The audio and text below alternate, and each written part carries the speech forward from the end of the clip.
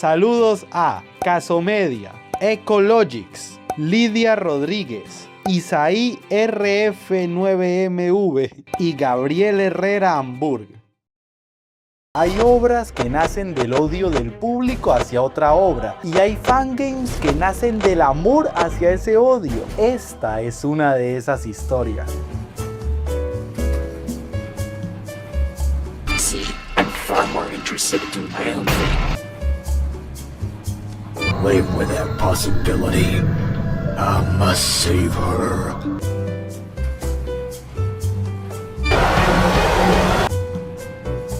It uses the same model. Why, you ask? Because I'm lazy cow.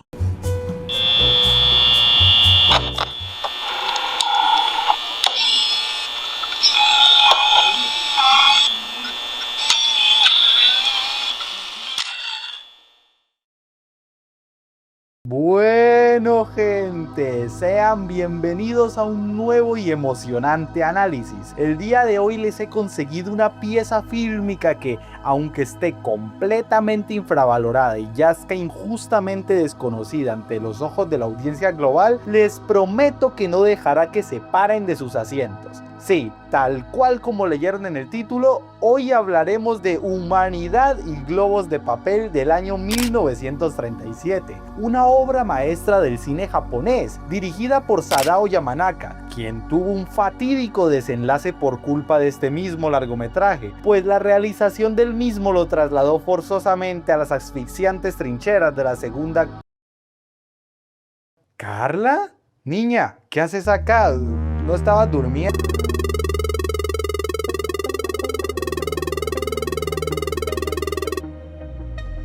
¿Pero qué carajo te pasa ahora? ¿Vas a interrumpirme todo otra vez?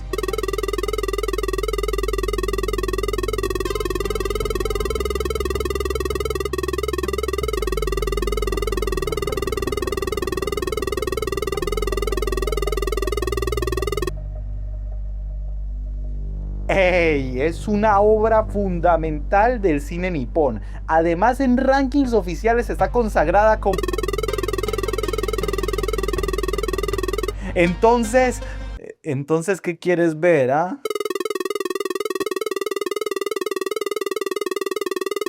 ¿Taikan Sons? Carla, entiendo que quizás no sepas leer porque tienes 3 años, pero este no es un canal de videojuegos. Por algo me llamo El Cine Humano. Soy un canal de cine con enfoque humanista. No analizo juegos. De lo contrario, me llamaría El Jodido Videojuego Humano.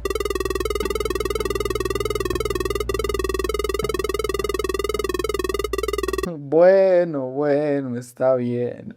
Saludos, estimados y super queridos cinecitos. Antes de continuar, permítanme tomarme unos breves y empalagosos instantes para agradecerles de corazón por el grandioso e inesperado crecimiento del canal. Gracias, de verdad, mil gracias. El recibimiento que le otorgaron a mi último análisis ha sido de las cosas que más alegría me ha traído en la vida. No saben cuán feliz estoy por ver cómo mi contenido está llegando a mucha más gente y que además lo encuentren genuinamente valioso. Seguiré esforzándome perpetuamente para traerles el contenido de mayor calidad humanamente posible. Ahora, permítanme usar este mismo espacio de agradecimiento y reflexión para aclarar una serie de puntos que me parecen vitales que comprendan. Así no habrán malentendidos o extrañas sorpresas en el futuro.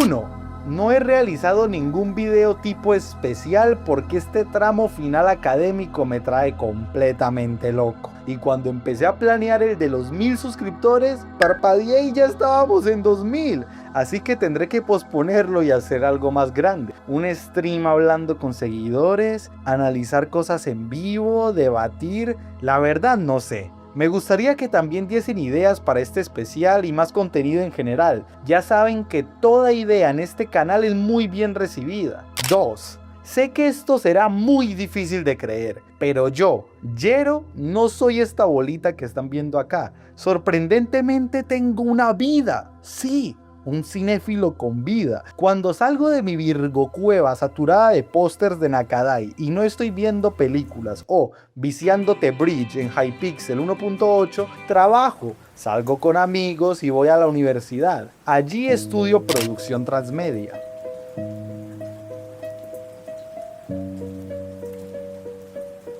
Se preguntarán, ¿por qué chanfles no estudia cine y ya? Primero, ninguna de las carreras de cine por mi ciudad me convencieron. Segundo, son bastante costosas y largas. Y tercero y más importante, aparte de sentir esta inexorable e inmarcesible pasión por el séptimo arte, desde pequeñito me desarrollé de forma transmedial. Esto significa que me formé y eduqué a través de múltiples formatos de contenido, tales como los libros, videojuegos, manga, anime, series, películas, música, teatro, cómics, etc.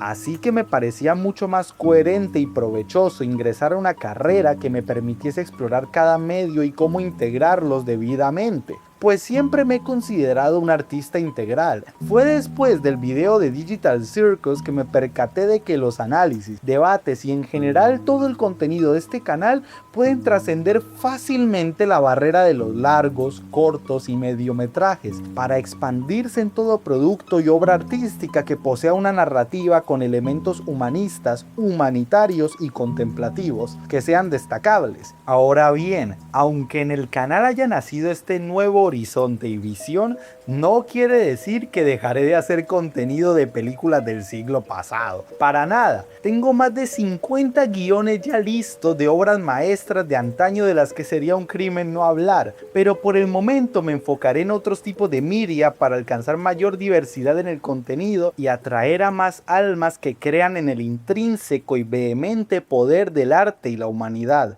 Esto tampoco significa ningún cambio de logo, ni nombre, ni nada. Imagínense, siendo productor transmedia, ¿cómo le pondría al canal? ¿El transhumano? No, seguiremos siendo el cine humano y ustedes seguirán siendo mis cinecitos hasta que mi contenido les aburra, la muerte nos separe o se den cuenta de los negocios ilícitos que llevo a cabo en Turquía. Bueno, punto número 3. Sí haré video de la película de Digital Circus y también de Murder Drones. Habiendo aclarado esto, ahora sí podemos entrar de lleno al meollo del asunto, lo que nos reúne el día de hoy. Uno de los fangames más craneados, pulidos y centellantes que habré visto en toda mi trayectoria como gamer, perteneciente a una de las franquicias más emblemáticas e influyentes de la historia de los videojuegos.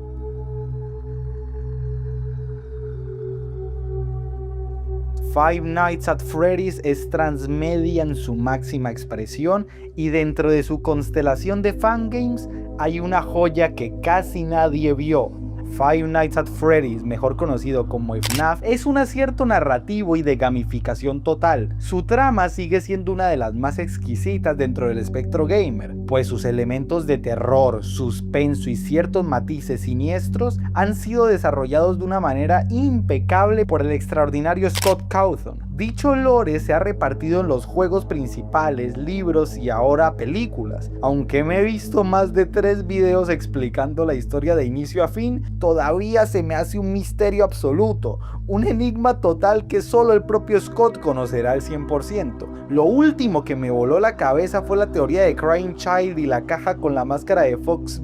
Bueno, este no es el punto del video. Sería raro que alguno de ustedes no tuviese al menos la más mínima noción de esta legendaria franquicia. Asumo que muchos, al igual que yo, se criaron viendo contenido de esta saga, de la mano del legendario Fernanfloo, Game Theory, Germán Garmendia, Markiplier, iTown Gameplay, etc. El éxito masivo e innegable de FNAF trajo consigo un imparable tsunami de prosumidores, consumidores que también participan en la producción de algo, específicamente en este caso hacedores individuales de teorías, conspiraciones y muchos fangames.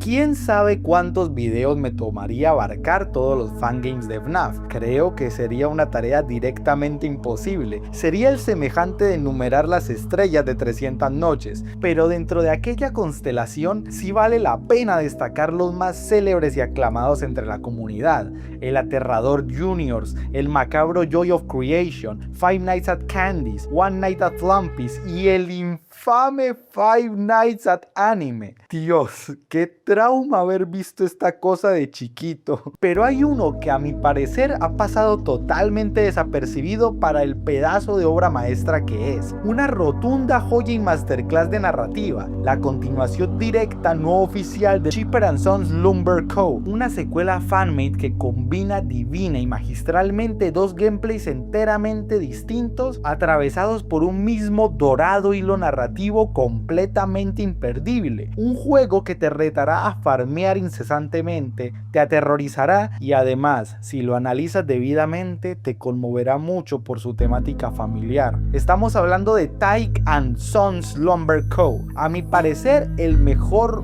fangame de FNAF de toda la historia. En este análisis veremos su origen, características, gameplay, elementos narrativos y subtextos. Trataré en lo posible de no spoilear, pues con este video quiero lograr que se aventuren por sus cuentas a jugar esta maravilla y disfrutar de sus refinados giros de trama. ¡Comencemos! Me volví a jugar todas estas vainas para poder refrescar mi conocimiento y aumentar la calidad de esta ponencia. No pienso hablar de los sucesos clave para evitar la mayor cantidad de spoilers, pero si omito otro dato, aunque sea el más mínimo, por favor díganme en los comentarios. No saben cuánto me encanta leerlos.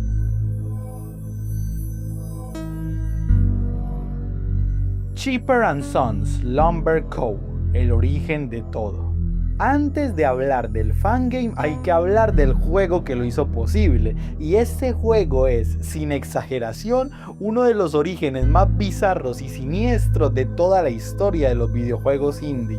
Vamos a empezar por donde se debe, lo que inspiró y realmente causó la existencia de este fangame. Chipper & Sons Lumber Co. es un juego sumamente curioso y macabramente hilarante. Pasaré a desglosar sus principales características para poder comprender mejor la esencia que motivó a Tyke & Sons y cómo ambos juegos se conectan cronológica y canónicamente. No hace falta indagar en los orígenes y raíces de Chipper, pues asumo que las han de conocer lo suficientemente bien. Juego de Scott, de temática principalmente infantil, animatrónicos tenebrosos, la crítica de los usuarios hacia el terrorífico estilo del videojuego llevaron al eventual nacimiento de FNAF, juego que hizo Scott como respuesta a todo el vaivén del hate y etc. Eso ya lo han de saber bien. ¿De qué trata Chipper & Sons Lumber Co.? En este pequeño juego somos Tyke, este pequeñín, adorable y hermoso castor, cuya edad asumo que oscila entre los 15 o 16 años, bueno, incluso diría que menos, diría unos 13, 14, incluso 12. No hay un solo aproximado fiable ni cifra del fandom que sea fidedigna. Yo saco estas conclusiones por lo bonito que es solamente. Como Tyke ya está grandecito, su padre, Chipper, ve apropiado meterlo ya al negocio familiar, el aserradero. Aunque esto parezca una interacción y situación relativamente común entre familias, por favor, estimados cinecitos,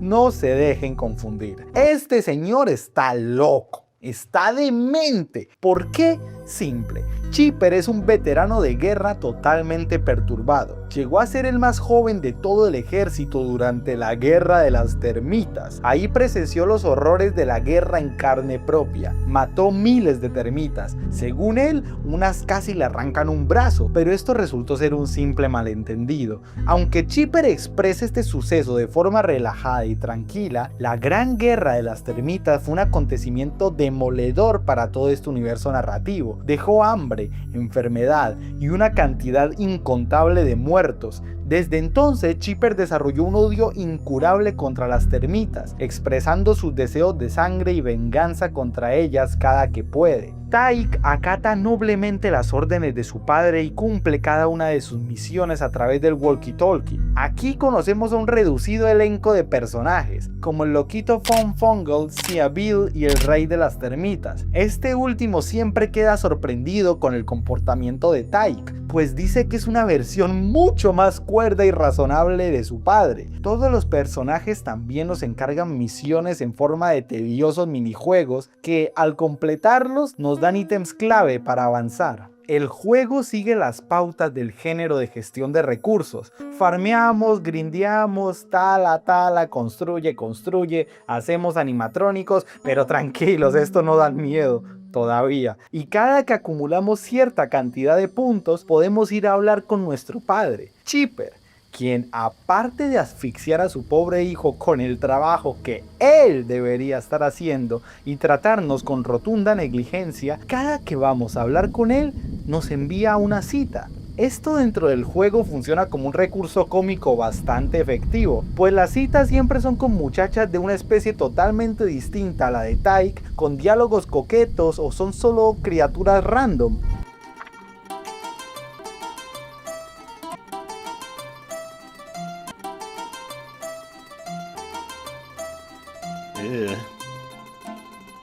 Pero si lo analizamos en profundidad, es extraña la obsesión que tiene Chipper con que Tyke se novie. Esto simboliza un comportamiento muy común en algunos padres, la urgencia personal de ver a sus hijos en relaciones, sea para presumir, para librarse un poco más de su responsabilidad como papás, etc. Es una conducta que tristemente llega a estar muy normalizada y se vuelve abrumadora y molesta. Ya vamos casi por la mitad. Si llegaste hasta aquí y si el análisis te está gustando, te pido por favor que consideres suscribirte para más contenido de este estilo. Y si quieres, solo si quieres, dale like también. Ya sabes, sin presión alguna. Ahora sí, continuemos. Lo que Chipper le ocultó a Tyke toda la vida es peor que cualquier animatrónico de FNAF, porque este horror no viene de una máquina loca. Viene de casa. Además, se vuelve el triple de turbio cuando descubrimos que, primero, Chipper mató accidentalmente a su esposa. Durante un tiempo se volvió adicto a los pies y cada vez le pedía que los hiciera más y más grandes. La madre de Tyke cayó en uno de ellos y sin darse cuenta Chipper terminó comiéndosela. Solo se percató de lo que había pasado cuando encontró un pelo de ella en la comida y justo después de matarla al estilo caníbal para desquitarse, bombardeó unas termitas. Segundo, Chipper conserva algunos restos del cadáver de la madre de Tyke en un rincón que el jugador no puede ver. A veces Chipper dice cosas como que la cambiará de lugar o la pondrá a ver por la ventana. Esto también explicaría las miradas de terror absoluto que de vez en cuando suelta Tyke, aparte de ser por las perturbadoras palabras de su padre. Justo cuando creemos que esto no puede empeorar, descubrimos que seguramente el Chipper con el que hablamos ni siquiera es nuestro verdadero padre, pues existe la teoría de que un robot hecho por él mismo lo mató y lo suplantó. Esto se confirma todavía más con un diálogo donde él dice bip bip de la nada. Continuando con el gameplay, en algún momento se vuelve monótono, repetitivo y ligeramente aburrido. Seguimos farmeando, el lore se disipa temporalmente hasta que llega la misión final: acabar con el Father Tree, una creación que el propio Chipper nos envía a construir únicamente para matarla después, porque parece que Chipper la odia, pero no sé. El juego finaliza con Tyke teniendo suerte en su última cita, conociendo a la madre del protagonista del fangame que nos compete.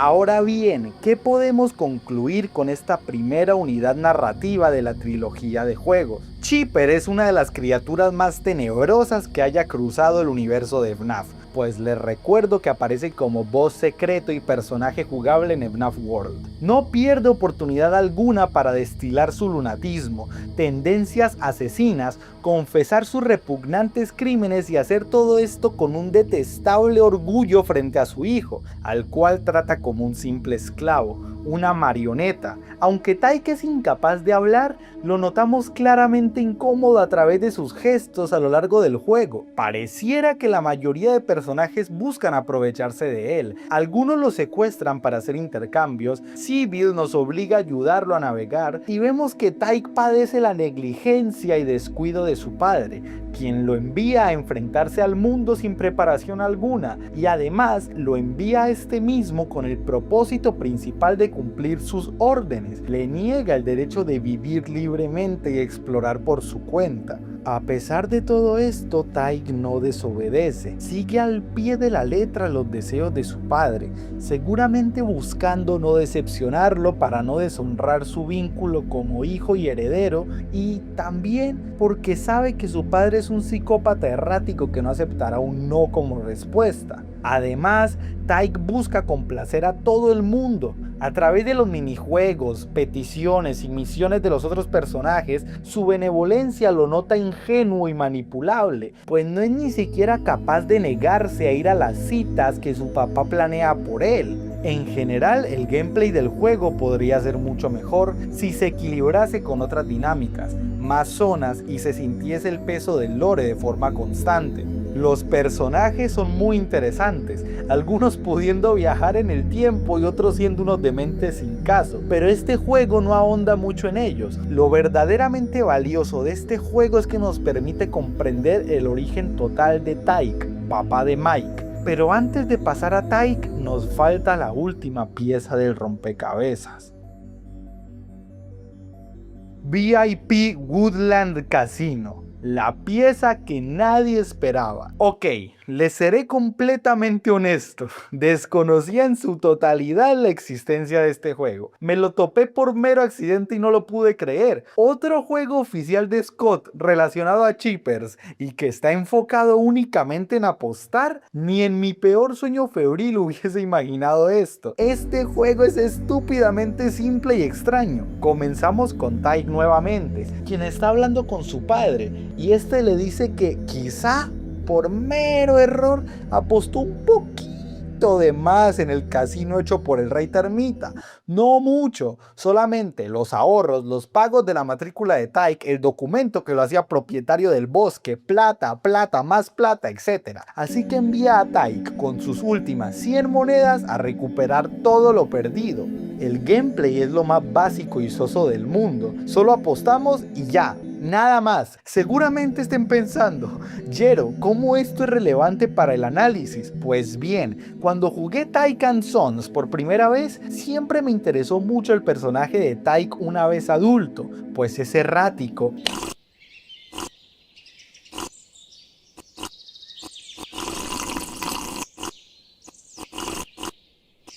exageradamente despreocupado, perezoso y levemente turbio, así que me puse a indagar todo lo posible en los factores que explicasen el origen de su personalidad en el fangame, y después de haberles narrado todo lo que le sucedió en su infancia en Cheaper and Sons, me parece que Woodland Casino trae el problema final. Cheaper lo obliga a apostar. Quizás esto convirtió a Taika eventualmente en un ludópata, pues piénsenlo, su padre le pidió que no regrese hasta recuperar todo. Jamás hemos visto a Taika desobedecer a su padre y es directamente imposible que el pobre muchacho tenga la suerte y resistencia requerida para recuperar todo. Así que esto puede haber sido uno, y si no, el más traumático suceso dentro de la vida de Taika. Bueno, descontando que se comieron a su madre, pues sobre sus hombros fue colocada la responsabilidad de recuperarlo todo teniendo prácticamente nada. No sabemos si lo logró directamente,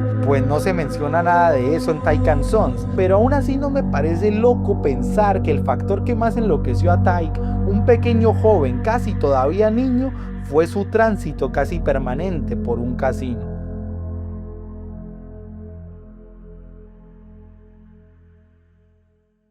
Esta teoría es netamente personal. Solo deseaba compartírselas porque a mí se me hace muy lógica. Ahora sí, podemos pasar de lleno a Tyke and Sons. Tyke and Sons, el fangame que lo cambió todo. De día, un aserradero. De noche, algo que no debería estar ahí. Y en el medio, una historia sobre lo que los padres le heredan a sus hijos sin pedirles permiso. El pequeño Tyke ahora es todo un hombre, y con su amada castorcita Lisa tuvo a Mike, el nuevo retoño del linaje.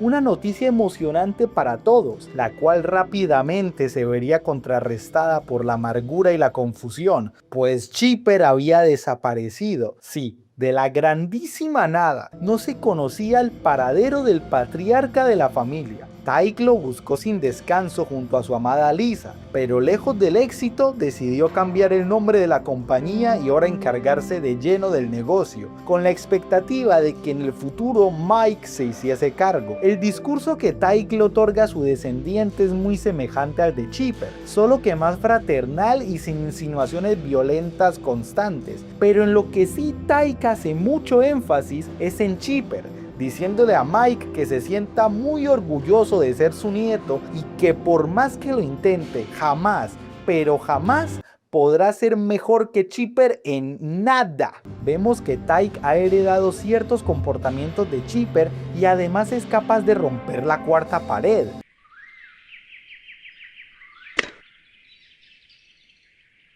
Mike acata las órdenes de su padre por completo, planta árboles, tala, exactamente como lo hizo Tyke en su juventud. Eventualmente Mike construye animatrónicos por orden de su padre. Estos desde un comienzo sí se ven tenebrosos. Su mirada grisácea, expresión hostil y poderosa sierra no inspiran nada de confianza. La jornada termina, finalmente podemos ir a dormir.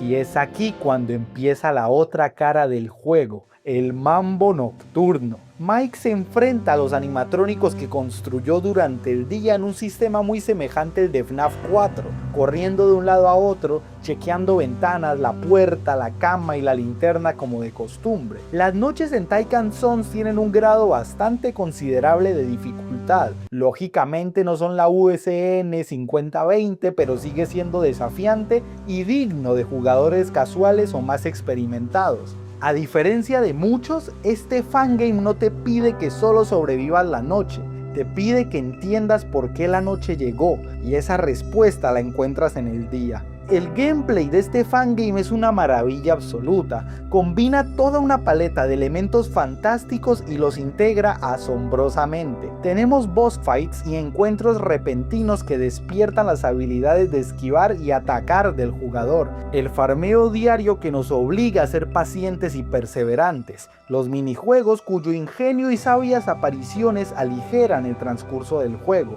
mientras que desvelan cosas cruciales a través de ítems o diálogos, cinemáticas. También tenemos conversaciones tan aterradoras como graciosas y fundamentales, y obviamente el típico sistema de noches tan característico de FNAF. La trama se despliega de manera deliciosa, progresiva y mesurada, mezcla propiedades del género de suspenso,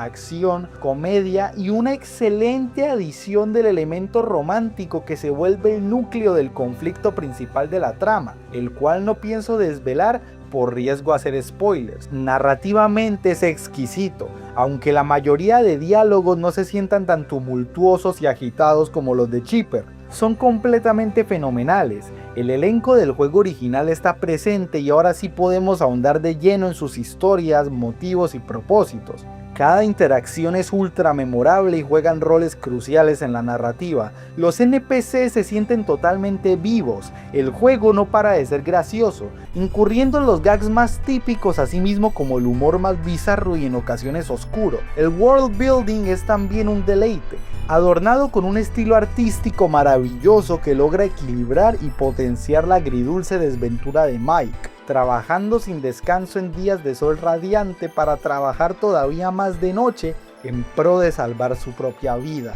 La banda sonora es prueba irrefutable del maravilloso balance alcanzado. Provoca una sinergia soberbia. Nos veremos relajados y disociados mientras farmeamos con canciones súper tranquilas de fondo para después ser arremetidos con temas que destilan suspenso, caos inminente y secretos enterrados. Recuerdo haber padecido momentos desesperantes mientras jugaba esto con mi mejor amigo, pues hubo algunas partes del gameplay que no fueron tan intuitivas y nos estuvieron dando vueltas durante horas, pues la vanidad nos impedía buscar soluciones en internet. Además, creamos un némesis que después se volvió nuestro dios, el Funny Fungus, únicamente porque aparecía a cada rato y ya. El final del juego es majestuoso, planteando una propuesta narrativa sensacional. El clímax se vive divinamente y ata todos los cabos que alguna vez estuvieron sueltos. Para mí es una experiencia que se adapta de manera espectacular a todos los gustos y necesidades de los diversos tipos de gamers, tanto casuales, super expertos y aquellos que buscan historias genuinas, memorables y narradas de manera excelsa.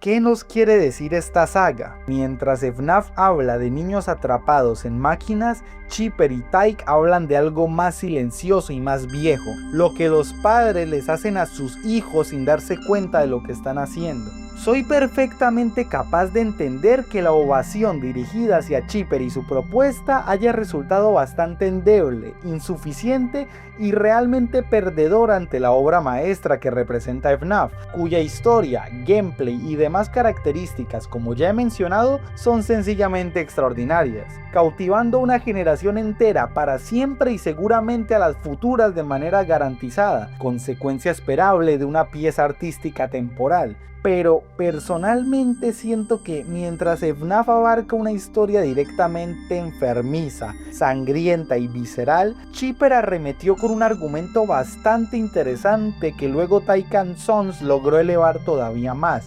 Una forma de violencia más subliminal, solapada y astuta, una brutalidad y salvajismo que coquetea con el espectador y no se atreve a desvelarse ante él. No te habla de niños encerrados en cuerpos mecánicos por culpa de un maniático. Inicia hablando de una guerra que quizá te parezca ridícula por tratarse de simples termitas y castores, pero dentro del contexto general del universo narrativo estamos hablando de vidas que aquí son tan valiosas como las vidas de los niños de FNAF. El Rey Termita en uno de sus diálogos menciona haber visto miles de madres llorando por culpa de Chipper al matar termitas a lo loco. El Patriarca, cuyo nombre adorna el título del primer juego, es un trastornado, neurótico, enfermo mental absoluto, cuyo pasado alberga un historial de siniestras impiedades infligidas hacia una población y especie entera, una mente que fue atravesada y convertida por luchar en la guerra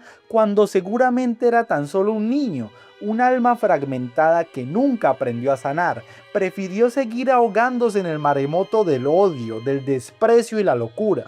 En lugar de enmendar sus fallos y redimir su negativa existencia instruyendo apropiadamente a su hijo, solo lo utiliza como un instrumento, lo manipula y lo hace sentirse orgulloso de cargar con sus responsabilidades. No le importa lo que le suceda allá afuera siempre y cuando haga lo que él quiere. No teme en contarle todas sus maldades y desfachateces. Lo espera como si nada para enviarlo a tener citas de forma prácticamente obligada y después es el encargado de salvar la familia yendo a un casino para arreglar los errores de su padre. Y después, en Tyke & Sons vemos que el psicópata de Chipper mágicamente desaparece, pero las heridas y estragos que dejó en su hijo no, pues Tyke, aunque se nota mucho más caritativo y amoroso con su familia, añadiendo el hecho de que no se comió a su esposa y la tiene viva, es claramente alguien errático, inestable, tan cegado por el amor a su padre que ignora todo lo que le contaron las termitas y su propio padre. Jura que Chipper es el mejor, el eterno número uno,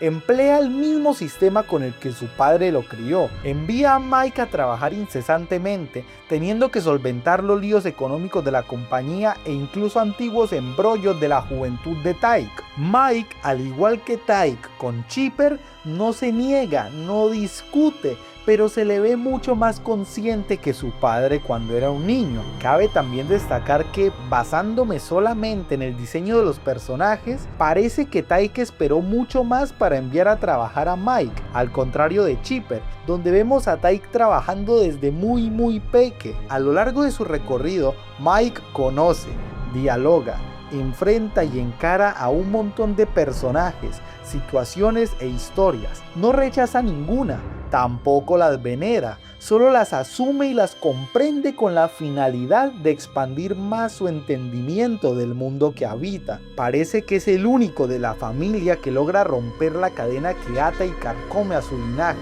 El problema central de la saga es la mala crianza, la voluntad no heredada, sino impuesta, la negligencia otorgada por unos malos padres.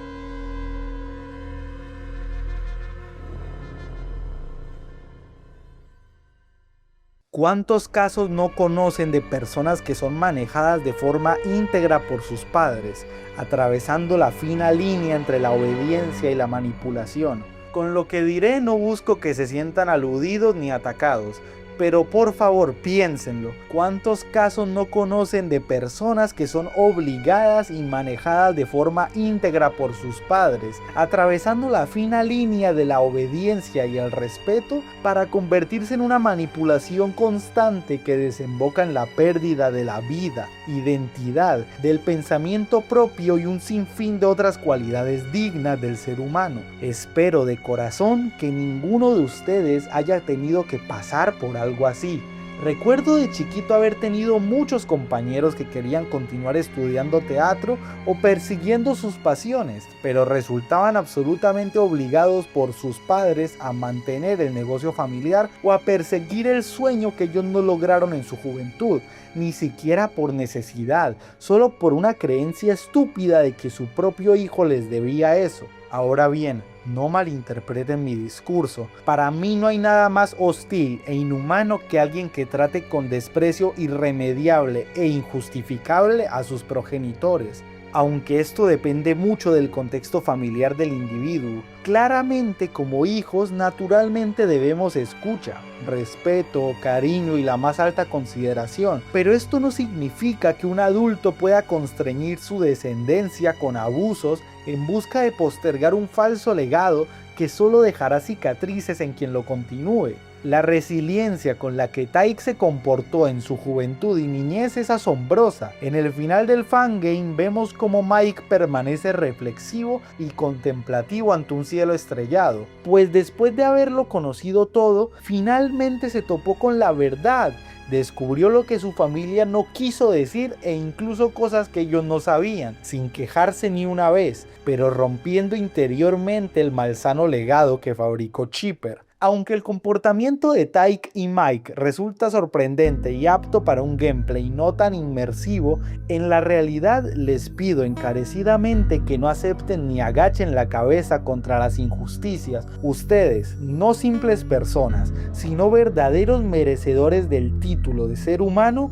poseen todo el derecho de atravesar su vida con libertad absoluta, mas nunca libertinaje, pues esto a la larga pudre el alma y marchita el corazón. Siempre sépanse dignos de ser felices, amados, libres y alegres. No permitan que nadie apague la chispa con la que vinieron a iluminar este mundo. Cultiven la firmeza del espíritu para que los proteja de las adversidades repentinas y de las personas que estén fuera del camino de la luz, incluso si son de su familia. Una persona sumida en las tinieblas no vale la pena si no se esfuerza por mejorar. Los vínculos sanguíneos valen algo cuando son lazos, no cuando se convierten en ataduras o grilletes. Atraviesen con vehemencia las dificultades y desventuras. Al igual que Mike, dialoguen, escuchen opiniones ajenas, vivan por ustedes mismos, dejen de leer cuentos por un tiempo para escribir los suyos propios, y si piensan en construir un legado, jamás lo hagan bajo la tiranía, háganlo bajo el amor, el respeto, el espacio y la escucha. No permitan que nadie haga de su vida una dictadura ni un infierno. Luchen por el paraíso que se merecen y está esperando por ustedes. Les recomiendo encarecidamente que lo jueguen de inicio a fin, pero si no tienen tiempo o simplemente mi análisis no fue lo suficientemente bueno para convencerlos, los invito a ver este video del mítico Pepe el Mago, donde narra toda la historia de manera excelente y concisa. Que el cine y el pequeño Mike los acompañe. Si llegaste hasta aquí, significa que algo de todo esto te importó, y eso a mí me alegra infinitamente. Así que antes de que te vayas y nos volvamos a ver, 3 cosas. 1. Si no estás suscrito todavía, sería un honor tenerte. Y si ya lo estás, considera hacerte miembro del canal. Es la forma más directa de apoyar que este contenido siga existiendo y creciendo. 2. Deja un comentario. Me encanta leer todos los comentarios. Quiero saber qué pensaste, qué te llevaste, con qué no estás de acuerdo, qué contenido te gustaría ver en el futuro. El debate es parte fundamental del análisis. 3. Si conoces a alguien que ame a la humanidad o el arte en cualquier forma, compártele este video, no como recomendación del canal, más bien como invitación a pensar juntos y a estar más unidos siempre. Que el cine los acompañe.